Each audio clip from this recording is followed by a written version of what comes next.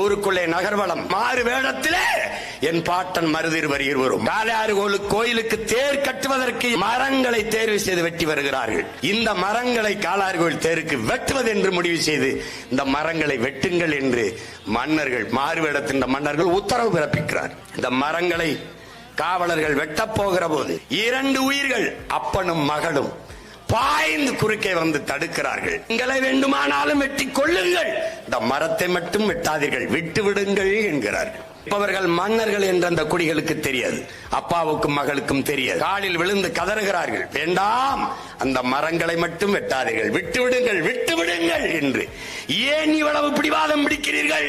அது மரங்கள் அல்ல, எங்கள் மன்னர்கள், பெரிய மருது சின்ன மருது எங்கள் தெய்வங்கள் என்று பெரிய மருது சின்ன மருது என்று 2 மருத மரத்திற்கும் பெயர் வைத்து அந்த தந்தையும் மகனும் உயிராக நேசித்து வளர்த்த மரம்